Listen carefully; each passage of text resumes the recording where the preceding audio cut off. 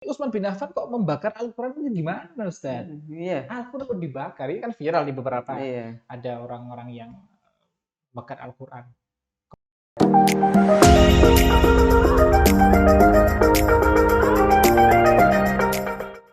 Bismillahirrahmanirrahim. Assalamualaikum warahmatullahi wabarakatuh. Sahabat YSU yang dimanapun Anda berada. Alhamdulillah Rabbil Alamin, di kesempatan pagi ini saya kedatangan seorang tamu, ya, seorang tamu yang cukup spesial. Ya, beliau adalah sahabat saya ketika dulu kami masih berada di Jakarta, ya, untuk melaksanakan studi Islam di Jakarta. Dan saya mengenal dekat sekali siapa beliau, ya, karena memang kami berdua hampir dari awal, ya, saya di Jakarta tuh 5 tahun pertama itu sudah mulai mengenal beliau.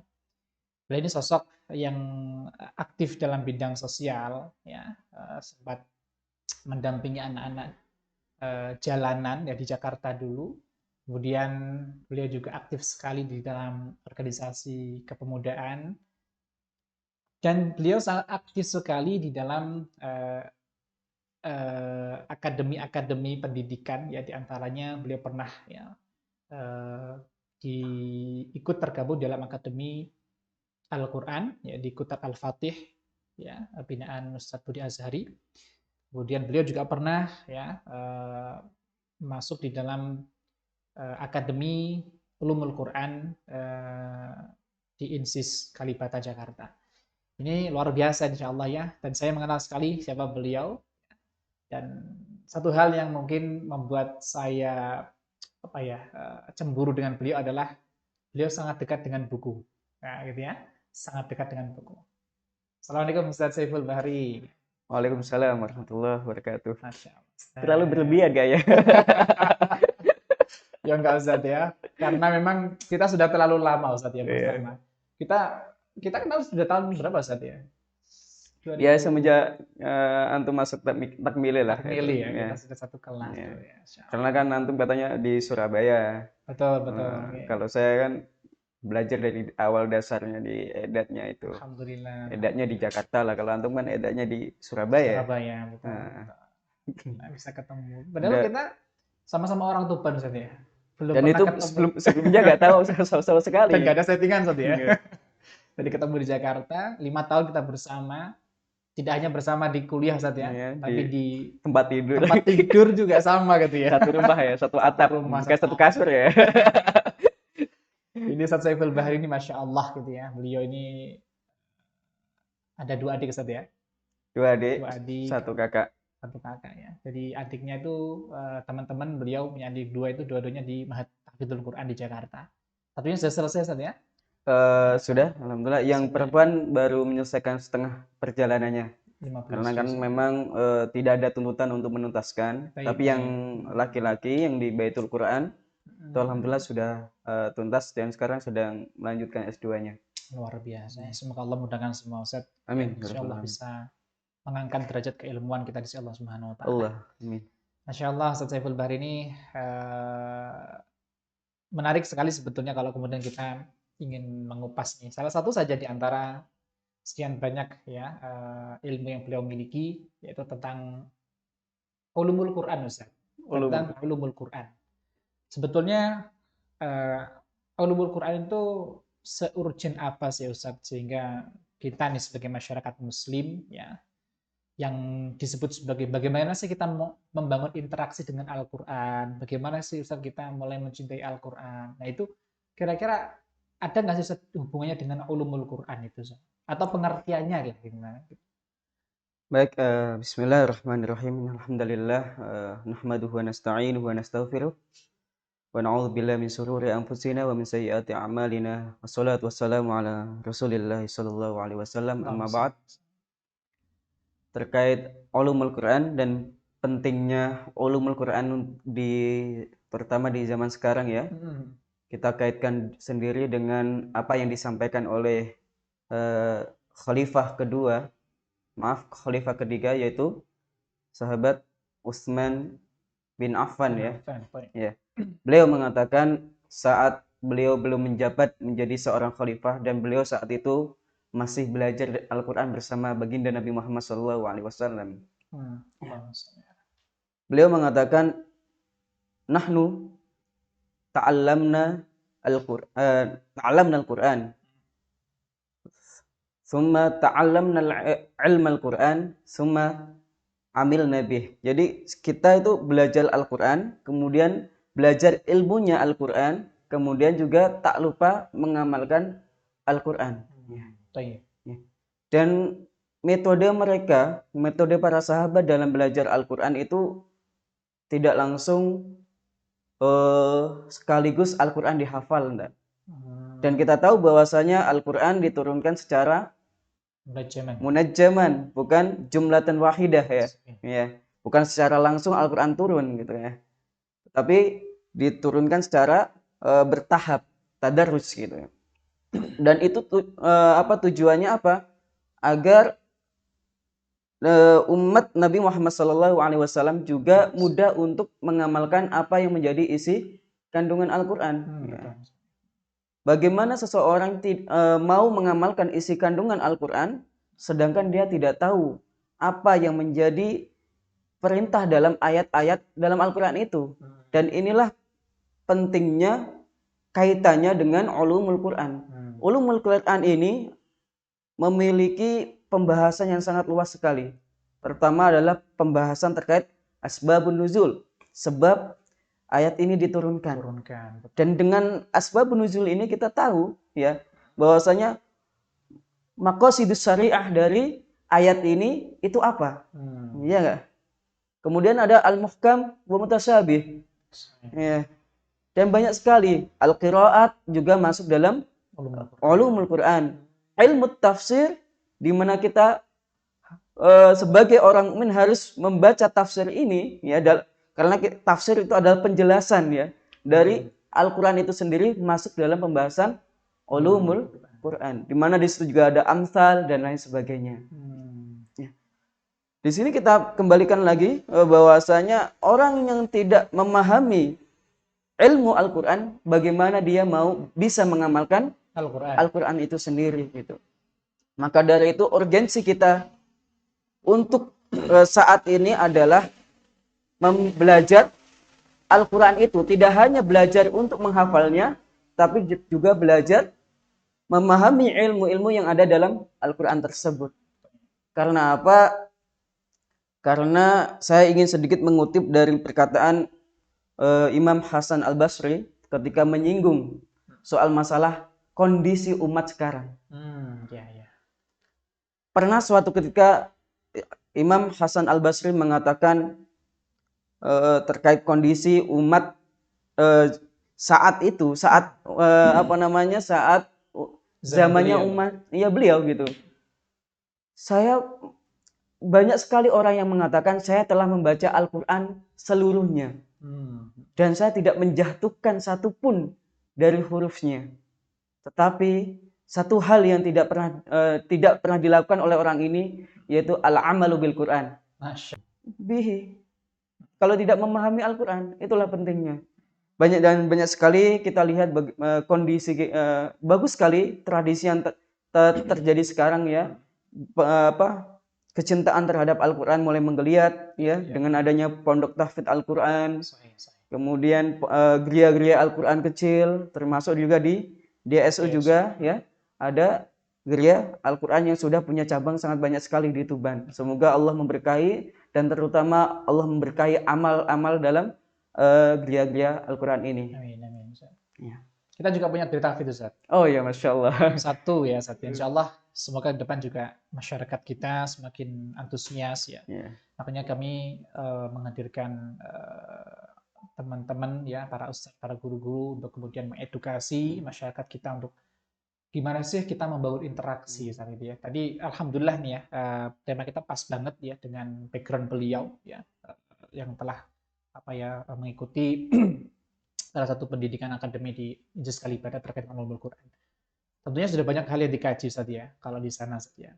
Nah, Ustaz terkait dengan kemarin saya mendapatkan pertanyaan Ustaz ya dari salah satu santri.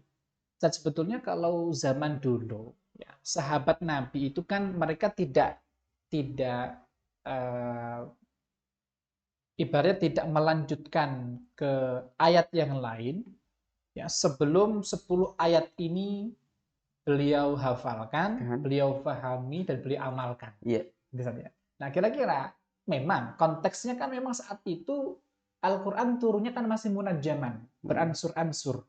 Jadi ya pantas saja mungkin di hari ini ya mendapatkan 1 atau 10 ayat itu katakan gitu ya. Mungkin di sekian hari lagi mendapatkan 10 ayat lagi katakan gitu ya. Walaupun tidak setiap sekali turun 10 ayat tidak gitu ya. Nah, kalau zaman sekarang apakah metode seperti itu juga baik Ustaz kira-kira? Ataupun bagaimana sih kalau menerapkan 10 ayat ini ya menjadi hal yang kemudian dihafalkan, dikaji dan diamalkan. Bisa. Karena tantangannya adalah tadi yang jenengan sebutkan tadi adalah banyak orang yang mungkin ngejar targetnya ya, targetnya itu sehari bisa sampai Satu halaman. 1 juz gitu ya karena tilawahnya. Oh, Tetapi tilawahnya. tanpa tadabbur atau tanpa tafakur gitu saja. Itu gimana sebaiknya kira-kira? Bismillah ya. Zaman dahulu terkait masalah metode para sahabat dalam mempelajari Al-Quran, ini sangat baik sekali dan harus kita tiru. Kenapa harus kita tiru?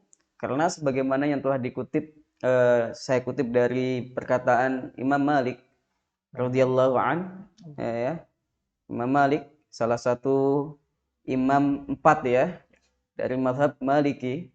Beliau mengatakan umat ini tidak akan bisa kembali kepada masa keemasannya sebelum dia dididik bagaimana umat-umat zaman dahulu bisa kembali ke keemasannya.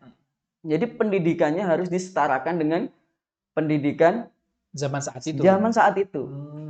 Ya. Meskipun nantinya ada berbagai variatif perkembangannya. Ya. Kita tahu bahwasanya ketika Imam Syafi'i berguru kepada Imam Malik dan para murid-muridnya Imam Malik, ya, ketika ingin berguru kepada Imam Malik, pertama yang diujikan adalah kam hifdhan, kam juz'an minal Qur'an hafid. Kalau sudah selesai dari 30 juz baru dia bisa belajar dengan Imam Malik. Ya. Baru setinggi itu saja standarnya. Itu, belajar pada seorang Imam Malik itu ya. Dan kita sekarang alhamdulillah mulai masuk pada taraf seperti itu. Anak-anak kecil sekarang mulai diajarkan untuk bisa menghafal Al-Quran sedini mungkin. Ya. Sedini mungkin gitu. Agar apa? Agar nanti ketika dia masuk pada level madrasah misalnya atau level sekolah, dia sudah masuk dalam tahapan memahamannya. Pemahamannya sekaligus pentadaburannya, bukan lagi masuk dalam proses tahfidnya atau bahkan proses belajar alif bataknya gitu. Sudah selesai gitu. PR itu sudah selesai ketika dia di masa kecilnya. Di rumah ya, di rumah gitu. Dan kita lihat sejarah-sejarah para ulama ketika mereka menghafal Al-Quran, mereka menghafalkannya waktunya sangat dini sekali. Ya. Misalnya Imam An-Nawawi. Ya. Imam An-Nawawi kita tahu 7 tahun. Ya, sebelum 10 tahun sudah tuntas itu Al-Quran. Ada juga yang Imam As-Syafi'i kita mafhum ya, sebelum 9 tahun beliau sudah tuntas Al-Quran gitu kan. Ya. Itulah. Nah, ini tradisi pembelajaran Al-Quran sejak dini ya. Dari kandungan ya, itu perlu ditanamkan oleh para ummahat, terutama para ibu-ibu ya, yang menjadi madrasatul mustaqbal bagi madrasatul ula ya, madrasah pertama bagi anak-anaknya gitu. Ya. Oleh karena itu, jadi metode tersebut itu sangat bagus sekali, sangat bagus sekali. Lah, kenapa metodenya adalah tadarus saat itu? Karena mereka sahabat saat itu sudah memahami Al-Quran. Kalaupun dia dengar, sekalipun dia sudah secepat itu bisa menghafal. Jadi menghafal itu adalah bagian terakhir dari strata prioritas dalam pembelajaran Al-Quran. Makanya dari itu di Gaza, di Palestina salah satunya, mereka menerapkan strata pembelajaran tahfidzul Quran itu sejak dini. Jadi sejak dini dia menghafalkan Al-Quran terus. Sehingga masuk SD, masuk SMP mereka sudah tuntas Al-Qur'an. Dan masuk di SMP-nya mereka baru langsung belajar terkait tadabbur Al-Qur'an asron fa asron. 10 ayat, 10 ayat. Jadi metodenya seperti itu. Jadi ada modifikasi. Ada modifikasi. Jadi metode zaman dahulu diambil tetap, yaitu pembelajaran asron fa asron ya. 10 ayat, 10 ayat, ada yang mengatakan 8 ayat, 8 ayat, tetapi metode tahfidnya didahulukan oleh para ulama. Iya enggak? Imam Syafi'i mendahulukan, kemudian Imam Abu Hanifah juga mendahulukan, kemudian Imam Malik juga mendahulukan, serta Imam Nawawi yang kita kenal sebagai syarah Riyadhus Shalihin, ya, penulis Riyadhus Shalihin juga mendahulukan tahfidzul Quran sejak dininya. Seperti itu pentingnya urgensi kita untuk menghafal Al-Quran sejak dini. Masya Allah, Ustaz ya, luar biasa emang. Dan alhamdulillah saja di Indonesia sendiri sudah mulai saja beberapa sekolah yang menerapkan persyaratan untuk masuk pada sekolah tertentu minimal sekian juz. Artinya di sini ya momentum yang luar biasa sebetulnya bagi kita semuanya untuk bagaimana membangun kembali interaksi dengan Al-Quran sedekat mungkin, ya bahkan tidak hanya untuk anak-anak saja, tetapi untuk orang tua, ya bapak ibunya, ya ayah mamahnya dan sebagainya. Itu satu keluarga itu alangkah luar biasanya kalau mereka benar-benar memiliki waktu khusus untuk yaumun ma'al Quran gitu ya. Yaum ma'al Quran gitu ya. Masya Allah. Ini terkait dengan ini, terkait dengan kembali kepada ulumul Quran itu sendiri.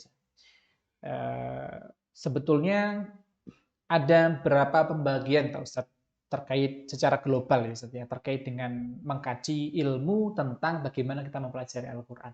Itu ada poin-poin apa tuh Ustaz yang ada di dalam ulumul Quran itu yang kemudian bisa kita pelajari gitu. Ya. Bismillah, terkait ulumul Quran dalam beberapa kitab diterangkan, terutama di kitab Al-Burhan ya. Banyak sekali, saya pun tidak sempat untuk menghitungnya. Bahkan kata Imam Az-Zarkashi dalam kitab Al-Burhan mengatakan ulumul Quran dalam Al-Quran itu sesuai lafadz dalam Al-Quran. Jadi sangat banyak sekali ya? Sangat banyak sekali, ya. Jadi sesuai dengan lafadz dalam Al-Quran itulah ulumul Quran. Iya. Ya, jadi madrubnya itu dicontohkan di lafadz-lafadznya itu. Ya. Adapun secara maudhu'inya dalam ulumul Quran itu ada 3. Kalau nggak salah saya pernah belajar itu ada 3. Yang pertama adalah tauhid. Ya. Masuk dalam ulumul Quran. Ya, jadi yang kedua adalah tazkir. Tazkir itu fadzakir fa inna dzikra tanfa'ul mu'minin. Nah, kemudian yang ketiga adalah al-ahkam. Ya, jadi 3 hal inilah yang menjadi intisari dalam pembelajaran ulumul Quran. Oleh karena itu kenapa surat Al-Fatihah menjadi ummul kitab? Ya, karena memang mengandung 3 hal ini. Yang pertama kita bisa lihat Bismillahirrahmanirrahim. Ada yang kalau yang mengatakan Bismillah bagian dari Al-Quran, ada yang enggak ya. Kemudian Alhamdulillahirabbil alamin arrahmanirrahim maliki yaumiddin. Ini adalah tauhid. Iya enggak? Tauhid. Ya, tauhid rububiyah di situ juga disebutkan maliki yaumiddin, beriman kepada yaumul jaza ya. Kemudian iyyaka na'budu wa iyyaka nasta'in. Di sini ada ahkam. Ada ahkam. Ya, ada ahkam bagaimana cara beribadah bermuamalah kepada Allah Subhanahu wa taala. Kemudian ada siratal ladzina an'amta 'alaihim ihdinas siratal mustaqim siratal ladzina an'amta 'alaihim ghairil maghdubi 'alaihim waladdallin amin. Di sini ada tazkir. Tazkir pengingat bahwasanya ingatlah jalannya orang-orang yang diberikan nikmat oleh Allah dan orang-orang yang diberikan kemarahan, yang dibendu sama Allah kalau dalam bahasa Jawa ya. Yang dimaghdub oleh Allah. Dicontohkan di situ ada Nasrani dan Yahudi. Ghairil maghdubi 'alaihim waladdallin. Maka dari itu kenapa Al-Fatihah dikatakan sebagai ummul kitab? Karena apa? Karena dia mengandung 3 poin penting dalam ulumul Quran. Begitu juga Al-Ikhlas. Al-Ikhlas itu bagian dari satu poin penting dalam ulumul Quran. Makanya dinamakan sulusul Quran. Sulusul Quran. Jadi orang kalau mau khatam Quran ya cuma 3 kali tadi ya. 3 kali gitu. Jadi karena apa, dalam Al-Ikhlas itu ada tauhid. Iya enggak? Qul huwallahu ahad, Allahus samad, lam yalid walam yulad walam yakul lahu kufuwan ahad. Jadi masuk dalam poin pertama yaitu tauhid. Ya. Yang kedua tadi kan at-tadzkir, yang ketiga adalah al-ahkam. Seperti itu. Baik. Insyaallah. Menarik Ustaz ya. Artinya sebetulnya kehadiran ulumul Quran sendiri itu kan secara menjadi bagian daripada sebuah ilmu. Itu kan tentunya setelah Al-Quran turun sempurna gitu Ustaz ya. Atau memang sudah sejak zaman Nabi itu sudah ada berkaitan dengan ulumul Quran Ustaz. Karena kan Arabiyyin mubin gitu ya. Jadi memang Allah menurunkan Al-Quran ya, di tengah-tengah bangsa Quraisy yang memang memiliki strata bahasa Arab yang luar biasa saat itu gitu ya. Nah, artinya saat itu apakah sudah ada gitu ya secara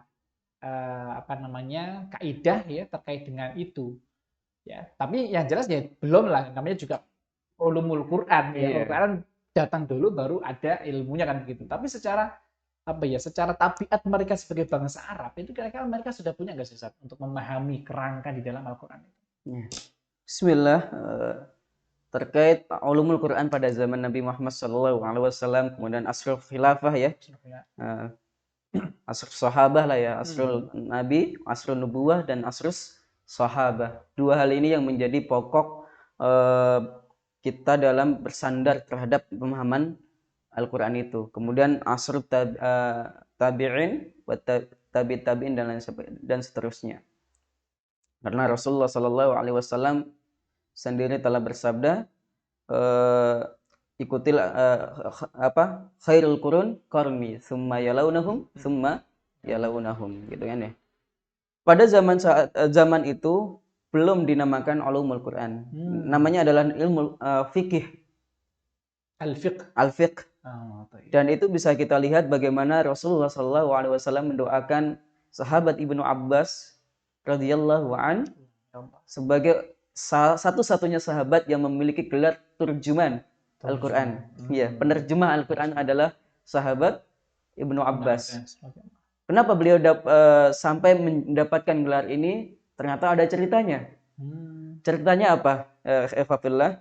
Ceritanya adalah saat Nabi Muhammad SAW ingin berwudu pada waktu pagi, tiba-tiba sudah ada sebak air di depan bilik rumah beliau. Ketika ditanya siapa yang menyediakan bilik ini, ternyata salah satu ummul mukminin mengatakan dia adalah Ibnu Abbas radhiyallahu an. Akhirnya Rasulullah SAW berdoa untuk Ibnu Abbas, Allahumma faqihhu fiddin wa 'allimhu ta'wil. Ya. Jadi ilmu fikih di sini menjadi sangat luas sekali saat itu. Ya. Istilah fikih Ustaz ya. Istilah fikih saat itu menjadi sangat luas sekali, dan itu senada dengan apa yang telah disampaikan oleh Rasulullah, may yuridillahu bihi khairan yufaqihu fiddin. Jadi fikih fikih itu masuk dalam disitunya adalah ilmu Quran, ulumul Quran. Kemudian tauhid masuk juga dalam al-fikih. Nah, adapun dalam kehidupan mereka, kehidupan para sahabat saat itu, ya mereka adalah Quran yang sedang berjalan. Ya. Jadi karena mereka adalah orang yang pertama kali mengamalkan Al-Quran. Gitu. Adapun pemahaman mereka terkait Al-Quran itu jelas. Mereka sangat paham sekali dengan Al-Quran, kecuali mungkin dalam konteks ayat-ayat mutasyabihat. Contohnya adalah ketika para sahabat bingung saat Rasulullah SAW menyampaikan Al-Quran, menyampaikan sebuah hadis, mohon maaf ya, bahwasanya jangan sampai keimanan kalian termasuki dengan kezaliman. Ya kan, ad-dzulm. Kemudian para sahabat bingung. dan bertanya kepada Rasulullah, bagaimana kita tidak berbuat zalim wahai Rasulullah? Ya. Kemudian Rasulullah pun menjawab bahwasanya adzulmu di sini adalah asyirku. Ya, inna syirka la zulmun azim. Nah, di situ ada beberapa memang ayat-ayat yang mereka tanyakan, tapi secara global mereka memahami isi Al-Quran tersebut. Secara langsung. Secara langsung. Karena apa? Karena Al-Quran diturunkan sesuai dengan bahasa mereka. Bahasa mereka saat itu masih bahasa yang sangat murni sekali. Bahasa yang sangat murni sekali. Dan mereka memahami kaidah, sebelum mereka memahami kaidah, mereka sudah terpatri sejak kecilnya belajar seperti itu, bahasa seperti itu, seperti kita belajar bahasa Jawa, betul. kayak itulah gitu. Jadi ketika ada ayat itu turun, mereka udah paham gitu. Makanya ada ini saja, waktu itu kan ketika Rasulullah SAW beliau membaca Al-Quran dengan suara merdunya beliau gitu ya, di rumah beliau. Diam-diam kan ada 2 orang ya Ustaz ya. 2 orang dari Quraisy, kafir Quraisy. Pembesar Quraisy lah ya. Pembesar Quraisy bahkan dari Ustaz ya. Abu Jahal, Abu Jahal ya, sama Muawiyah. Ngintip-ngintip, dengar-dengar, ini apa yang dibaca sama Muhammad ini? Sebetulnya mereka itu kalau kemudian kita pahami, sebetulnya mereka itu mengerti apa yang dilafalkan oleh Muhammad daripada Al-Quran tersebut. Cuma karena apa ya Ustaz ya, kira-kira apa sih sebab mereka kemudian, apakah mereka mengingkari, sombong, atau bagaimana sebetulnya? Sehingga mereka sampai sudah dengar Al-Quran, juga pasti paham apa yang dilafalkan oleh Nabi dari Al-Quran itu, tapi mereka tidak bisa masuk Islam. Iya. Ya, salah satu hal yang pernah kita ingin coba kembali kepada kisahnya adalah, yaitu kisah salah satu pembesar dari Quraisy itu, yaitu Al-Mughirah. Al-Mughirah. Saat itu ketika terjadi sebuah perkumpulan di Jaumadul Jandal. Ya. Di situ para sesepuh kafir Quraisy ingin memberikan julukan kepada Nabi Muhammad SAW. Apakah dia seorang yang gila atau penyihir, sahir atau apapun. Ya. Orang ini mengatakan bahwasanya inna fihi latolawah wa inna alaihi lahalawah gitu. Sungguh apa yang disampaikan oleh Muhammad SAW ini ada kenikmatan, dan ini beda dengan sihir. Dan yang ngomong siapa saja? Itu orang kafir Quraisy sendiri. Iya. Artinya mereka menjawab sendiri, mengakui sebetulnya. Sendiri. Sampai pada titiknya adalah mereka menjuluki Nabi Muhammad sebagai sahir, sebagai penyihir. Kenapa? Dia telah menyihir seseorang untuk pisah dari ayah dan anaknya. Nah, jadi kesombongan mereka lah yang menjadikan mereka tidak mau menerima Al-Quran. Maka dari itu, khatamallahu ala qulubihim wa ala sam'ihim wa ala absarihim ghishawah. Ya, Allah tutup karena kesombongan mereka gitu. Makanya al-kufr itu memiliki kata al-khatam, yaitu penutup. Penutup ini berasal dari mana? At-takabbur. Semakin takaburnya tinggi, maka semakin besar penutup yang akan menutupi hatinya dalam menerima Al-Quran. Ya, seperti itu. Jadi at-takabbur inilah, makanya dari situ Rasulullah SAW mengatakan, bersabda, salah satu dari ciri takabur adalah rafdul haq, menolak sebuah kebenaran. Itulah. Jadi takabur yang menjadikan mereka tidak mau menerima Al-Quran. Karena apa? Kalau mereka mau menerima Al-Quran, jabatan mereka hilang. Jadi jabatan mereka sebagai ketua kabilah saat itu hilang. Dan semua akan seterata dengan orang-orang yang menjadi budak mereka, yang menjadi orang miskin di situ. Karena Islam hadir untuk menghapuskan semua revolusi di dalam masyarakat. Dan yang wa inna akramakum indallahi atqakum di situ. Masya Allah Ustaz ya. Jadi memang kembali kepada 3 poin yang jenengan sampaikan tadi Ustaz. Ada dari intisari di dalam ulumul Quran itu paling tidak secara global itu terbagi jadi 3 hal. Di tauhid, terkait dengan ilmu akidah gitu ya. Kemudian terkait dengan inzar, tadzkir, jadi menjadi sebuah basyiran wa naziran. Kemudian terkait dengan ahkam. Jadi hukum-hukum yang mungkin sekarang kita kenal sebagai hukum-hukum fikih gitu ya. Secara keilmuannya. Ya. Jadi memang menarik sekali Ustaz kalau kemudian tiga hal ini bisa kemudian terinternalisasi di dalam keluarga-keluarga kita gitu Ustaz ya. Karena memang tadi jenengan sebutkan juga di Gaza itu memang luar biasa Ustaz ya. Jadi dalam kondisi yang sangat menegangkan seperti itu pun mereka itu benar-benar tidak mau ya terlepas daripada Al-Qur'an. Iya, betul. Dulu pernah ingat saya waktu Ustadz Umar Matka ya, waktu satu majelis dengan kami ya, dengan kita. Beliau pernah bercerita bahwa ketika beliau terbang ke Palestina dan menanyakan kepada seorang wanita tua yang mana Ustadz Umar Matka mengatakan kami warga Indonesia sedih dengan kondisi saudara-saudara Muslim di Gaza gitu ya. Ustadz Umar Matka sampai menangis gitu ya saat itu. Gara-gara jawaban ibu-ibu tadi ini, apa yang beliau jawab adalah, kenapa kalian ibarat sedih terhadap kami saudara Muslim di Gaza? Ya karena Anda diserang setiap hari, ya Anda intimidasi setiap hari dan sebagainya, sehingga itu sangat sangat menyedihkan bagi kami umat Indonesia. Jawabannya apa, Pak? Ibu tadi. Ternyata gitu ya, justru malah dibalikkan ya. Justru kami yang sedih melihat kalian di Indonesia ibaratnya gitu ya. Iya. Kami di sini di dalam medan jihad fisabilillah itu sudah lebih jelas dibanding kalian di sana ibaratnya begitu. Karena ya kami di sini mempertahankan Masjidil Aqsa, mempertahankan kiblat pertama umat Islam ini dengan tumpah darah kami, gitu ya. Dan kami sudah tidak lagi pada level mati atau enggak, tapi syahid atau tidak, gitu loh ya.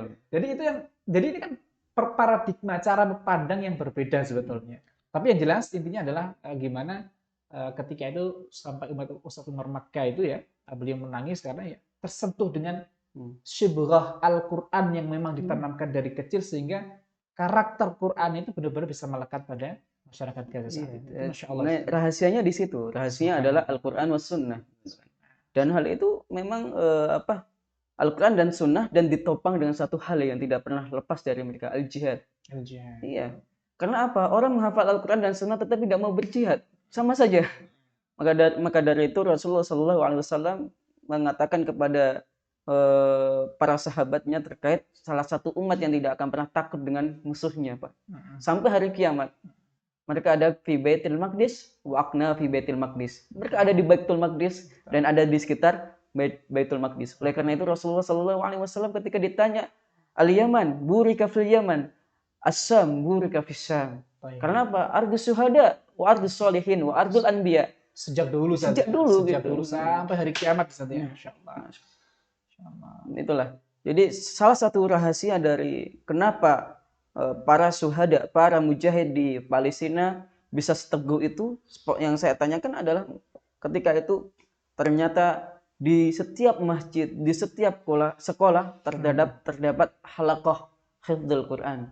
Dan mereka memastikan setiap tahunnya ada ribuan anak yang bisa lulus untuk menghafal Al-Quran. Ribuan anak, bukan orang dewasa. Sampai hari ini.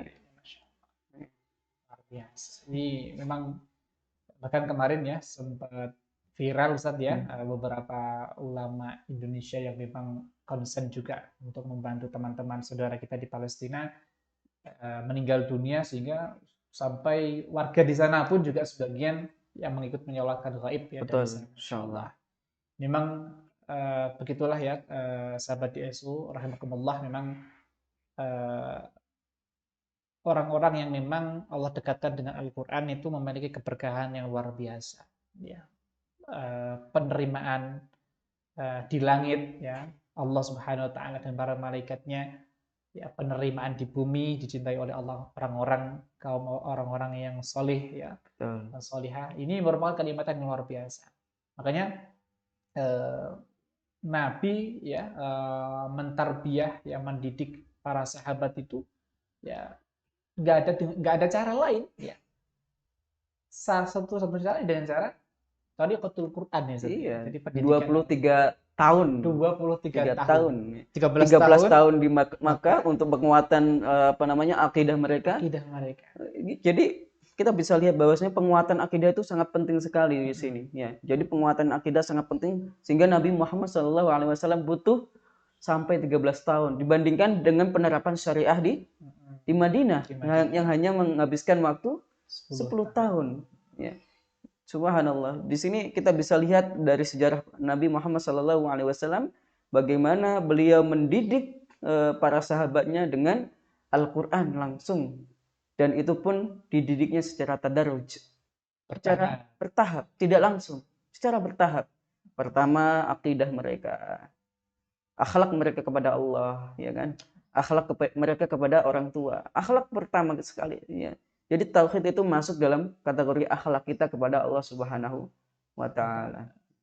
Jadi memang ada istilah gini saja dalam Al-Qur'an itu, ini ayat Makkiyah, ini ayat Madaniyah. Gitu, ya. Tadi jenengan sempat sebutkan bahwa Makkiyah itu sebetulnya ciri khasnya apa sih Ustaz? Terus Madaniyah itu ciri khasnya apa Ustaz? Terkait dengan hukum-hukum atau apa? Ya. Seperti yang tadi kita bahas di awal, bahwasanya Makkiyah, ayat-ayat yang turun di Makkiyah itu memiliki ciri khas terkait masalah keimanan, tauhid, ya. Dan tahdzir anis syirik. Jadi peringatan terhadap syirik, kemudian penguatan terhadap at-tauhid. Biasanya diawali dengan ya ayyuhan nas. Ya, karena apa? Karena di Makkah saat itu masih berkumpul antara orang Muslim dan non-Muslim, orang kafir, Quraisy, dan orang mukmin di situ. Makanya biasanya ayat-ayat yang diawali dengan ya ayyuhan nas di situ berarti masuk dalam kategori surat Al-Makkiyah. Seperti itu. Ini salah satunya. Kalau Madaniyah, Ustaz? Kalau Madaniyah jelas ya. Kalau Madaniyah dia turun di Mekah. Di Madinah, di mana di situ penerapannya adalah syariat. Jadi ayat-ayat yang mengandung terkait pelarangan khamr, ya, pelarangan zina, wa ahlallahu bai'a wa harrama riba, itu juga ada di Madinah gitu kan ya. Dan itu juga dalam konteks lafadznya juga biasanya menggunakan ya ayyuhalladzina amanu. Jadi lebih spesifik kepada orang-orang beriman gitu ya. Karena memang mayoritas penduduk saat itu adalah orang-orang yang beriman, walaupun di situ ada Nasrani juga. Walaupun di situ juga ada ya Yahudi saat itu. Ada Yahudi Bani Nadir kan, yang saat itu pernah kita baca sejarahnya bagaimana menjalin sebuah perjanjian dengan Rasulullah SAW, dan akhirnya dia mengkhianati perjanjian dan langsung diusir oleh Rasulullah, dan mereka pindah ke Khaybar. Ya. Objek Nabi, objek dakwah Nabi, para sahabat saat itu saja.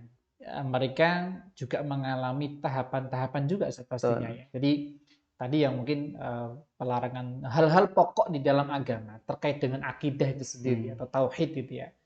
Kesyirikan yang memang saat itu ada ya, kita nggak mengatakan semua orang syirik, tidak, tapi ada di zaman saat itu, sehingga Nabi ingin membersihkannya.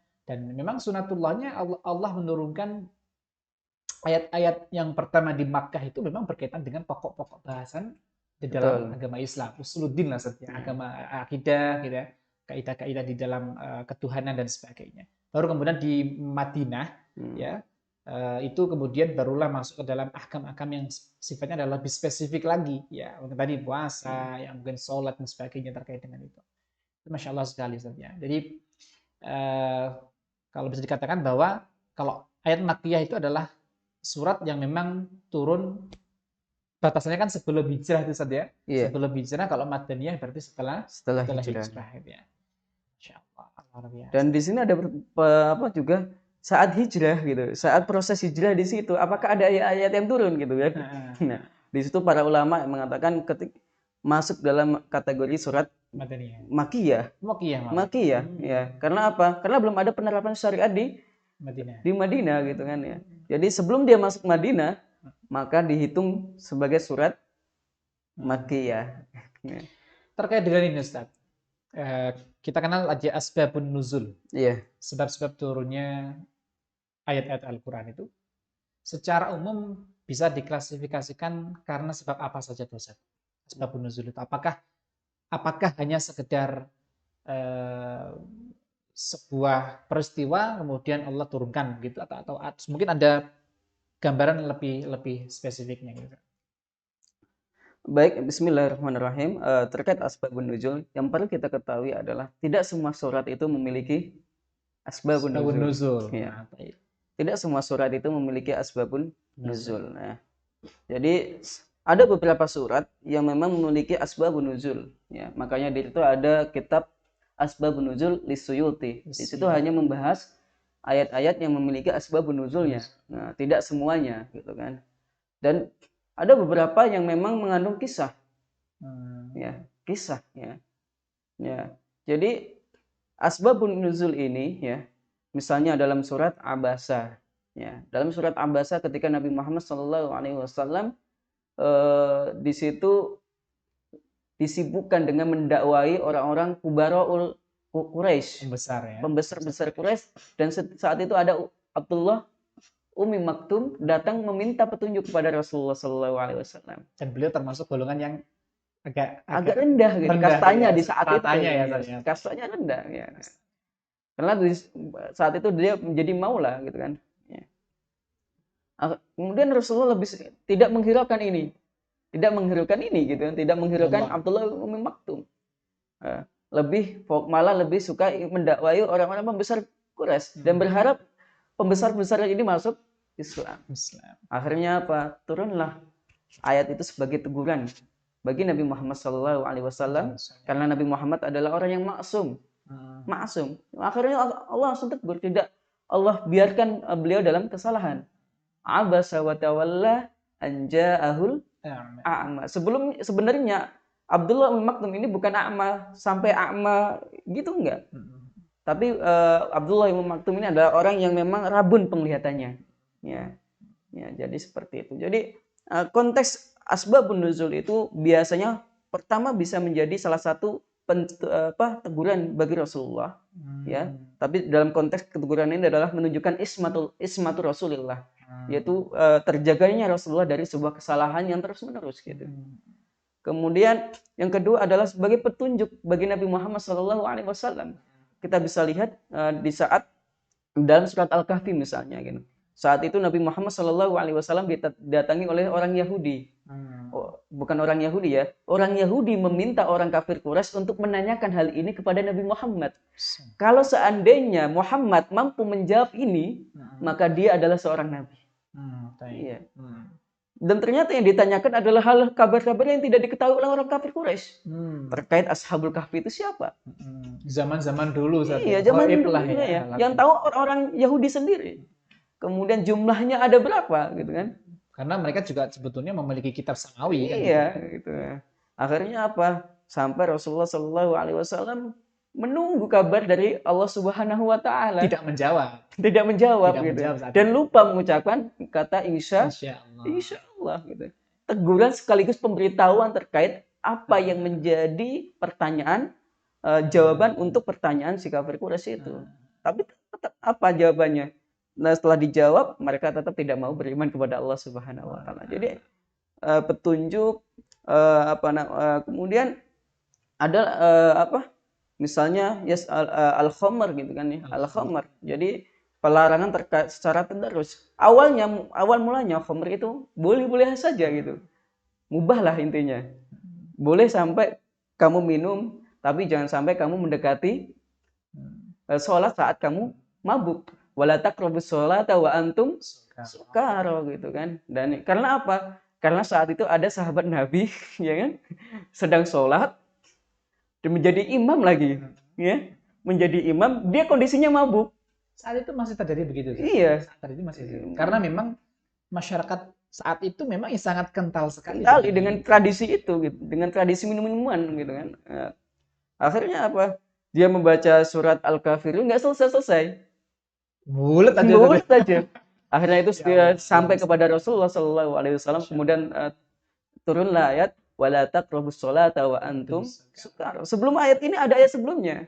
Bahwasanya memang dulu kamu jadikan khamr ini sebagai pengais untuk mendapatkan rezeki. Ya. Akhirnya turun lagi ayat fihi ma ismun kabir wa manafi'u linnas wa ismuhuma akbar min naf'ihima. Ya, dari sinilah mulai para sahabat memahami secara bertahap ya, terkait masalah pelarangan. Kemudian langsung ini haram. Langsung itu enggak saja, tapi Nabi juga secara psikologis ya beliau sangat memperhatikan sekali ya tahapan-tahapan di dalam. Jadi pentingnya kita memahami ilmu asbabun nuzul adalah bagi para duat salah satunya. Bahwasanya Nabi Muhammad SAW ternyata dalam berdakwah tidak langsung harus masuk dalam Islam kafah. Iya enggak? Ada tahapan gitu. Ya. Bahkan saat Nabi Muhammad SAW mengutus Abu Musa al-Asy'ari untuk menjadi seorang qadhi di Yaman, pertama yang entah Abu Musa atau sahabat yang lain, wallahu a'lam bishawab, kalau nggak salah, perintah mereka untuk melakukan sholat. Kalau mereka sudah mau melakukan sholat, baru perintahkan mereka untuk berpuasa. Kalau mereka sudah mau melakukan puasa, baru perintahkan mereka untuk mengeluarkan zakat. Dan bertahap seperti itu. Senantiasa seperti itu saja. Iya, selalu tadarus. Jadi sistem tadarus inilah yang dipakai oleh para ulama dalam berdakwah, dalam masuk dalam sebuah lingkungan, terutama para ulama yang masuk di Nusantara ini. Mereka tidak langsung memaksakan seluruh umat Islam yang ada di seluruh orang yang ada di situ untuk bisa sholat, bisa zakat, bisa puasa dan lain sebagainya. Tetapi dia munculkan dulu akhlakul Quran. Akhlakul Quran, kejujuran dalam Al-Quran diberitahukan. Jangan sampai gharar dalam bai, karena mereka adalah mayoritas ada pedagang. Wa halallahu bai'a wa harramat riba, gitu kan. Disitulah akhlakul Quran ditunjukkan oleh para duat, sehingga apa? Sehingga mereka mampu untuk menarik masyarakat Nusantara saat itu. Sebab apa? Sebab Al-Quran. Dan itulah pentingnya kita memahami asbabun nuzul. Dan disitulah kita bisa paham terkait maqasidus syariah. Jadi secara ini saja kesimpulan terkait dengan beberapa sebab turunnya Al-Quran itu, mungkin diantaranya adalah memang ada ayat-ayat memang tanpa sebab itu sudah Allah turunkan. Karena menjadi bayinah ya, menjadi pondasi ya, dasar untuk Nabi Shallallahu Alaihi Wasallam yang memang ya Allah turunkan tanpa ada sebab terdahulu. Lebih dulu. Contohnya mungkin misalnya terkait masalah terjadinya kiamat gitu kan, hari akhir gak mungkin ada sebabnya kan, ya karena apa? Hari akhir belum terjadi saat itu. Ya. Jadi ketika mungkin karena pertanyaan sahabat. Ya. Makanya dari itu ada beberapa ayat-ayat yang terkait masalah hari akhir ya tidak ada sebabnya, kecuali mungkin ada pertanyaan, ada mungkin sebuah kisah yang memang diturunkan oleh Allah Subhanahu wa taala hanya untuk menguatkan hati Nabi Muhammad SAW. Diturunkanlah kisah Nabi Yusuf alaihissalam. Diturunkanlah kisah Asyiyah binti Imran, ya, yang saat itu menjadi istri dari Firaun, ya kan? Sampai berdoa dalam surat An-Nuh, Rabbibni, ya kan? Rabbibni li indaka baitan fil jannah wa najjini min fir'auna wa 'amalihi wa najjini minal qaumidz zalimin. Seperti itu. Jadi dengan adanya ayat-ayat seperti ini gitu kan, Rasulullah SAW semakin tegar, semakin kuat, dan itu tercatat dalam Al-Quran, linusabbita bihi fuadak, untuk menguatkan hatimu agar tetap bisa kuat dalam berdakwah. Jadi motivasi itu betul-betul penting, dan motivasi itu bisa kita ambil dari kisah para syuhada, para anbiya, dan para nabi-nabi sebelumnya gitu. Nah, seperti itulah. Insya Allah ya. Jadi kalau saya ingat ya beberapa referensi juga Ustadz terkait dengan itu. Jadi memang ada dua Ustadz berarti ya kalau kita simpulkan dari keterangan panjenengan tadi, bahwa yang pertama adalah memang ada ayat yang tanpa asbabun nuzul. Yang kedua ada ayat yang ada gara-gara asbab, suatu sebab ya, sehingga menjadi sebab. Nah, di sebab yang gara-gara sebab ini ada 3 kalau salah satu ya. Kalau saya pernah baca itu, pertama adalah untuk menjawab dari pertanyaan tadi saya sebutkan juga. Jadi ketika ada contoh yas'alunaka anil mahid, anil mahid ya. anil ahillah dan sebagainya. Itu karena sebab pertanyaan dari orang, ya orang-orang saat itu. Kemudian Nabi menunggu, akhirnya Allah kasih jawaban kan begitu ya. Ada juga karena memang sebuah peristiwa ya, tanpa ada yang bertanya, tapi adalah sebuah peristiwa sehingga Allah turunkan ayat tertentu gitu ya. Seperti Begitu surat juga, Al-Isra ya. nah seperti itu. Begitu juga ada juga yang sifatnya adalah hal yang memang Sebagai membutuhkan apa ya? Tadi sebutkan ihkam tadi Zat. Al-ahkam. Jadi ayat-ayat terkait dengan ahkam itu sebagian ada yang karena pertanyaan, ada sebagian yang memang tidak melalui sebuah tidak sebuah pertanyaan. sebab apapun. Sebab apapun gitu ya. Seperti itu. Masya Allah Ustaz, ini Ada yang tadi kan terkait untuk menjaga Nabi dari kesalahan. kesalahan. Betul. Jadi banyak ya di antara referensi yang mungkin bisa kita ambil gitu ya. Dan ini keterangan Ustaz Saiful Bahri ini luar biasa ya sahabat DSU. Insyaallah teman-teman bisa istifadah banyak hal gitu ya terkait dengan materi hari ini. Dan ini Ustaz yang terakhir Ustaz sebelum kita closing pada sesi ini terkait dengan tafsir Ustaz ya, terkait dengan tafsir itu sendiri. Sebetulnya tafsir itu kan ada Ustaz ya, sudah beberapa tahun yang lalu sudah muncul ada tafsir apa hermeneutika gitu ya, atau apalah itu yang dan muncul beberapa tafsir-tafsir yang lain. Sebetulnya hukum menafsirkan Al-Qur'an itu sendiri seperti apa? Bismillahirrahmanirrahim. Jadi sebelum masuk pada hukum menafsirkan Al-Quran, kita masuk pada istimdadu ilmi tafsir. Jadi perangkat yang harus kita penuhi ketika ingin mentafsirkan Al-Quran. Sebelum masuk hukumnya. Gitu. Jadi perangkat-perangkat ini yang harus kita penuhi sebelum kita masuk pada menafsirkan Al-Quran. Yang pertama jelas al-lughatul arabiyyah. Disinilah pentingnya bahasa Arab bagi umat Islam. Karena apa? Karena dia adalah bagi setengah dari agama kita, ya kan? Karena Al-Qur'an unzila bil arabiyyah, gitu. Unzila Al-Qur'an bil arabiyyah. Al-Qur'an diturunkan dengan bahasa Arab. Ya. Memahami bahasa Arab pun tidak hanya sekedar bahasa Arab saja, bisa ngomong enggak? Harus memahami balaghatul Qur'an juga, balaghahnya juga. Nahwu sharafnya juga harus tahu. Seperti itu yang disampaikan oleh para ulama. Yang kedua adalah memahami an-nasikh wal mansukh. Apa yang sudah dihapus dalam Al-Quran, apa yang sudah diperbarui dalam Al-Quran. Maksudnya hukumnya di sini ya. Jadi ada dalam ayat Al-Quran yang menghapus ayat menghapus ayat. Itu ada. Ya. Al-muhkam wal mutasabih, harus tahu ini. Nah, kemudian ada beberapa ilmu yang harus salah satunya adalah ilmu usulul fiqh. Usulul fiqh di sini juga harus diketahui oleh orang yang ingin menjadi ahli tafsir, menjadi ahli tafsirnya ya, bukan menafsirkan ya. Nah, adapun beberapa metode tafsir yang memang dipakai oleh para ulama adalah yang kedua adalah yang ada dua, at-tafsiru bil ma'thur, at-tafsiru bid dirayah. Jadi metode ma'thur yaitu menafsirkan Al-Qur'an dengan Al-Qur'an, menafsirkan Al-Qur'an dengan Al-Hadis. Ya. Menafsirkan Al-Qur'an dengan aqwalus sahabah. Ya. Adapun metode bidirayah dengan akli itu mereka mencoba untuk bisa memahami Al-Qur'an sesuai dengan pemahaman mereka. Ad-dirayah di sini. Dan itu wajib mereka memiliki kafaah tadi. Memiliki kafaah ya, nasu mansukhnya, bahasa Arabnya dan sebagainya gitu kan.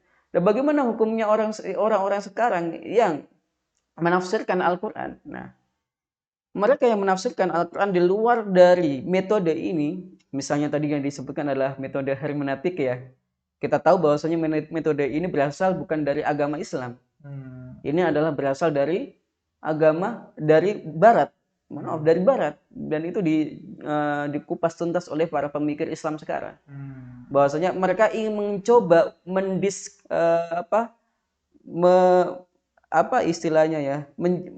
mentidak sucikan Al-Quran.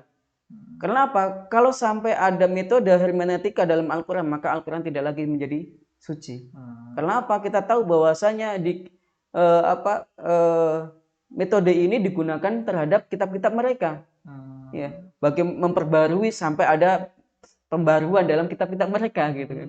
Ya, berarti jelas ini yang pertama adalah menunjukkan bahwasanya ini adalah al-qaulul insan. Ini menandakan ini pendapatnya manusia, bukan pendapatnya Allah Subhanahu wa taala gitu, bukan pendapatnya Al-Khaliq gitu. Kalau seandainya dia pendapatnya Khaliq, gak mungkin dia dirubah. Iya enggak? Makanya metode hermeneutika ini sangat berbahaya kalau kita terapkan dalam Al-Quran. Karena apa? Nanti akan menghilangkan seluruh hukum-hukum dalam Al-Quran.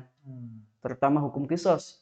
Di mana dalam metode hermeneutika disebutkan kisos itu sudah nggak layak di zaman sekarang. Yang sekarang ya udah penjara gitu. Misalnya seperti itu. Padahal hukum kisos ini tetap wajib dilaksanakan di tempat di mana di situ dijalankan syariat Islam gitu kan. Ya.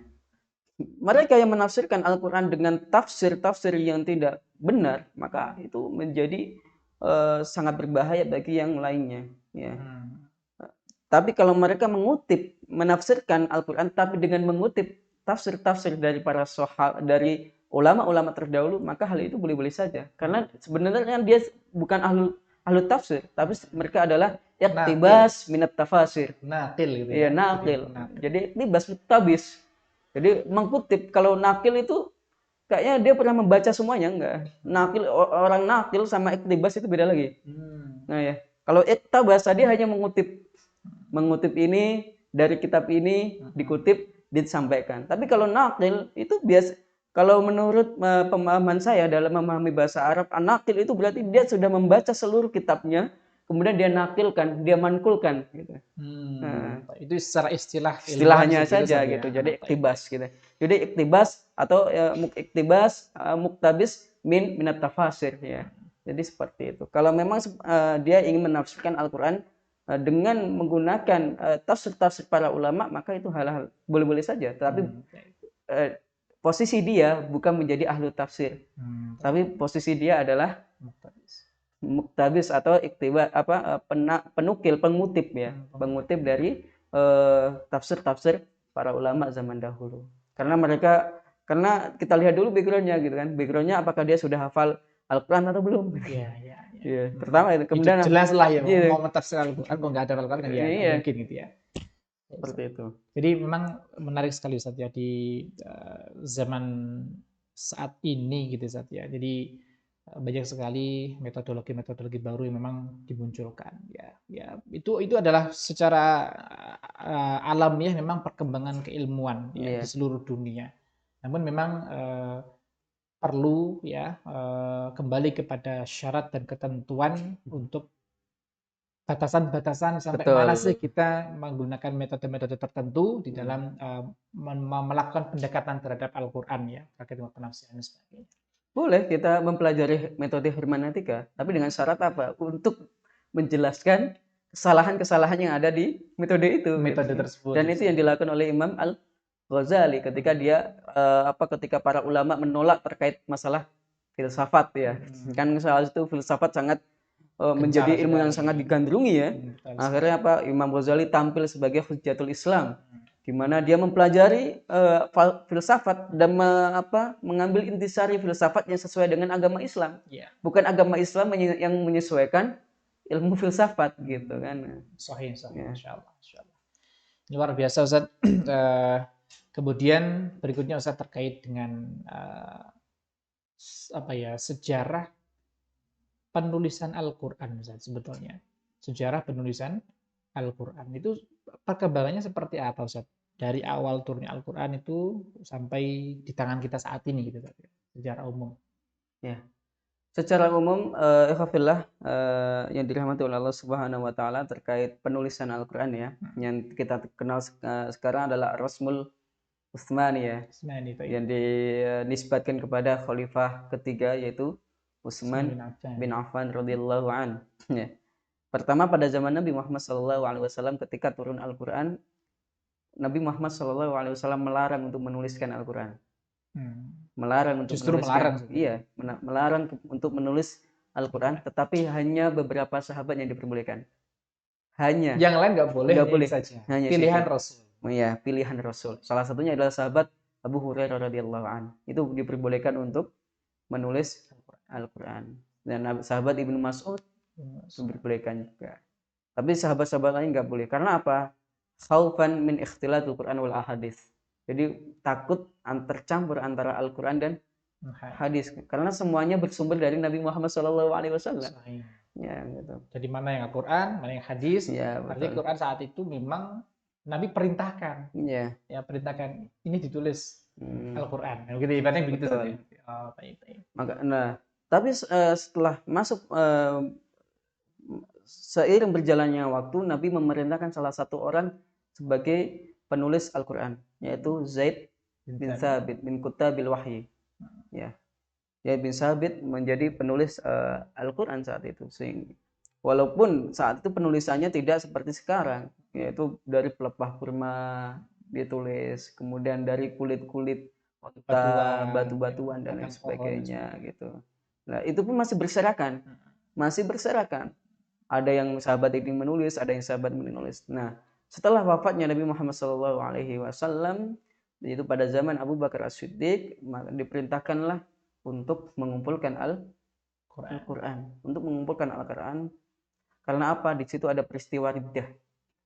Peristiwa riddah inilah yang menjadikan para sahabat takut. Sebab apa? Kebanyakan hamilul Quran di situ gugur sebagai syuhada. Hamilul Quran di situ gugur sebagai syuhada. Akhirnya apa? Lewat perundingan yang sangat luar biasa, ya, karena Abu Bakar saat itu radhiyallahu an tidak mau membuat hal yang baru, ya, tapi diujuk-ujuk oleh Umar bin Khattab radhiyallahu an. Tulislah wahai Abu Bakar, tulislah. Karena apa? Karena melihat kondisi hamilul Quran pada syahid, pada gugur gitu, pada peristiwa riddah saat itu. Akhirnya apa? Diutuslah Zaid bin Sabit sebagai satu-satunya orang yang untuk mengumpulkan Al-Quran di situ. Akhirnya Al-Quran terbentuk dan disimpan di rumahnya Hafsah Ummul Mukminin radhiyallahu anha. Ya kan? Nah, disitulah disimpan di situ. Kemudian setelah wafatnya Abu Bakar, kemudian wafatnya Umar bin Khattab, dan Islam kita tahu sudah masuk di berbagai wilayah dan sangat luas sekali, dan masuk pada wilayah yang bukan Arab. Pada zaman Utsman bin Affan disinilah terjadi ikhtilaful qiraat. Karena apa? Saat itu Al-Quran tidak seperti yang kita baca, ada harokatnya dan titiknya. Jadi tidak ada harokatnya. Dulu mah polos saja gitu. Makanya ada beberapa ayat Al-Quran yang sampai ada 2 qiraat. Yatajassasu, yatahassasu. Yang mana tulisannya sama, nggak ada titiknya. Jadi ada ikhtilaful qiraat di sini sampai hampir menimbulkan pertumpahan darah. Akhirnya disinilah sahabat Utsman bin Affan mencoba untuk kembali merenovasi Al-Quran menjadi ada titiknya, mengumpulkan Al-Quran yang bermacam-macam tulisannya tadi itu, dikumpulkan jadi satu, kemudian ditentukan mana yang menjadi sekarang disebut dan itu ala lisani Zaid bin Thabit Quraisy. Ya. Dan seluruh Al-Quran yang ada diminta untuk dibakar karena apa? Karena itu bisa nanti menimbulkan fitnah yang sangat luar biasa kalau masih ada Al-Quran saat itu. Dan ini tujuannya adalah ittihadul ummah. Dan inilah bagian dari kata para ulama minal bid'atis hasanah. Minal bid'ah hasanah gitu ya. Karena nggak ada perintah dari Nabi. Nggak ada perintah dari Nabi, nggak ada contoh. Nggak ada contoh gitu ya. Nah, ini bagian dari al-bid'ah al-hasanah. Karena ini bagian min amriddin. Ini amruddin. Berarti bid'ah bisa boleh, Ustaz? Nah itu, makanya dalam pembahasan bid'ah nanti kita bahas sendirilah. Selanjutnya bisa. Ini menarik juga sebetulnya. Oh, ini Utsman bin Affan kok membakar Al-Quran itu gimana, Ustaz? Iya. Al-Quran dibakar, ini kan viral di beberapa. Ada orang-orang yang membakar Al-Quran. Konteksnya berbeda saja. Konteksnya berbeda. Bukan membakar Al-Quran itu dalam konteks adalah menghina Al-Quran, tidak. Justru bahkan untuk menyelamatkan kemuliaan Al-Quran di sini. Lil maslahah. Untuk menyelamatkan Al-Quran. Kalau seandainya Al-Quran yang berserakan itu dibiarkan, maka akan menghinakan kalamullah. Dan terjadi banyak perbedaan yang rancu. Bahkan pernah Ustaz mendapati bahwa salah satu penasihat dari Utsman bin Affan itu saat itu mengatakan, ya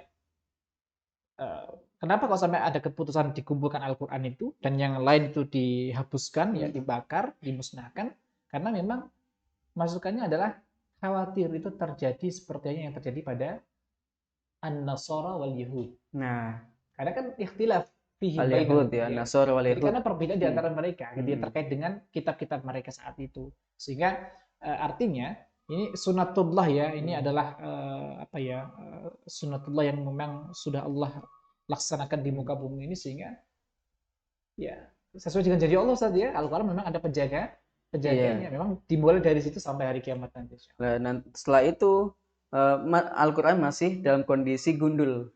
Kalau kita bisa lihat kitab gundul lah gitu kan, kitab gundul. Dulu sudah ada kitab gundul. Jadi zaman Utsman bin Affan itu memang belum ada harokat. Belum ada harokat. Jadi muncul harokat itu di zaman tabi'in. Ya saat itu saya pernah baca, yaitu zamannya Khalil ibnu Ahmad al-Farahid, itu baru ada munculnya harokat. Nah, awalnya harokatnya nggak seperti sekarang, turun gini kan, berdiri semua. Harokatnya berdiri semua. Harokatnya berdiri semua. Sahabat JSU ya, jenengan bayangkan saja kalau jenengan hidup di zaman saat itu ya, harokatnya berdiri semua, kira-kira bisa gak baca Quran? Jadi harokatnya berdiri semua gitu. Kemudian ditidurkan oleh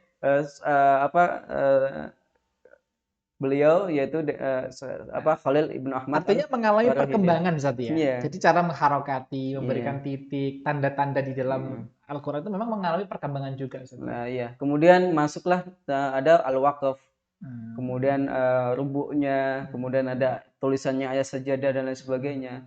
Itu dilakukan pada zaman Al-Hajjaj ibnu Yusuf As-Saqafi. Walaupun beliau adalah luar biasa perjalanan hidupnya, orang yang memang dikenal dengan as-saffah ya. Saffah itu gampang mengalirkan darah ya. Tapi beliau punya andil dalam pembukuan seperti itu. Dan ingat, Al-Hajjaj As-Saqafi walaupun seperti itu, dia adalah penghafal Al-Quran. Beliau adalah penghafal Al-Quran, dan ayahnya adalah penghafal Pak ulama gitu. Dia dididik oleh seorang ulama, kemudian dia menganggap bahwasanya mereka yang tidak tergabung dalam khalifah, dalam khilafah saat itu, dia adalah pemberontak dan hukumnya adalah potong harus dibunuh gitu kan. Pemberontak itu kan harus dibunuh dan tidak mau bersatu gitu, apapun itu konsekuensinya. Dan itu menurut ijtihadnya beliau, walaupun para ulama mengatakan beliau tetap salah gitu kan, beliau tetap salah. Tapi itulah salah satu dari karya beliau gitu, karya Al-Hajjaj ibnu Yusuf As-Saqafi. Wallahu a'lam bishawab terkait sejarah itu. Menarik Ustaz, terkait dengan sejarah itu memang ada buku khusus Ustaz ya. Banyak mungkin diantaranya para ulama-ulama pakar sejarah itu mengkaji. Memang ada sebagian sejarah yang memang diputar balikan justru Ustaz ya. Makanya ada buku bagus juga itu, insya Allah lu pernah kita baca gitu ya, itu mengupas ya beberapa sejarah-sejarah yang memang keliru sebetulnya, ya keliru dan diluruskan di dalam buku tersebut atas dasar riwayat-riwayat. Mi'atu Obama alladzi ghayyaru tarikh ya. Nah, Masya Allah. Baik Ustaz, Masya Allah, ini banyak sekali ya sahabat DSI rahimahumullah yang bisa kita kaji dari ulumul Quran itu. Tentunya tidak mungkin gitu ya Ustaz ya, satu kali duduk 1 jam kita selesai gitu ya. Karena untuk belajar itu ya sampai butuh bersemester-semester, bahkan bertahun-tahun, bahkan untuk mendalami ya seumur hidup. Karena memang tadi disebutkan bahwa ulumul Quran ya setiap lafaz di dalam Al-Quran itu sendiri gitu ya. Bayangkan saja gitu ya. Itu berapa lafaz itu dihitungannya. Masya Allah. Ustaz Saiful Bahri, terima kasih atas kehadiran antum Ustaz. Semoga Allah menumpahkan ilmu antum ya untuk kita semuanya, untuk sahabat DSU semuanya di dalam channel ini. Mohon dukungan, saran, kritik ya untuk mendukung channel podcast kajian DSU ya dalam tema-tema tertentu mungkin, sehingga kita bisa istifadah dari guru-guru kita, termasuk Ustaz Saiful Bahri ini yang Masya Allah masih banyak kekurangannya, masih banyak ilmu yang beliau Masih Bisa banyak kekurangannya ini. bagikan kepada kita semua Saya ini, masih butuh insyaallah. belajar dari antum-antum semua, Tapi dari kalau Ustadz. kita undang lagi kalian bisa Ustaz ya. Kalau sudah kiai yang manggil mas sami'na wa ta'na gitu. Masya Allah Ustaz. Nah, Hmm. kami atas nama murid Ustaz ya, terima kasih atas kehadiran antum Ustaz. Jazakallah khair, jazakumullah khairan katsira. Semoga Allah memuliakan antum, Allah angkat derajat antum, keluarga, Amin dan amin ya Rabb. semuanya. Amin ya Rabb. Ya, Amin ya semoga musta'in. kebaikan-kebaikan ini semakin kita rasakan, terutama wabil khusus di masyarakat Kabupaten Tuban dan seluruh masyarakat Islam di seluruh dunia. Jazakumullah khair katsira. Mungkin kita tutup Ustaz dengan doa kafaratul majelis. Subhanakallahumma wa bihamdika asyhadu Subhanakallahumma an wa la ilaha illa bihamdika anta asyhadu an la ilaha illa anta astaghfiruka wa astaghfiruka wa atubu atubu ilaik. ilaik. Wal 'afwu minkum mustaqim. Assalamualaikum warahmatullahi wabarakatuh. Waalaikumsalam warahmatullahi wabarakatuh.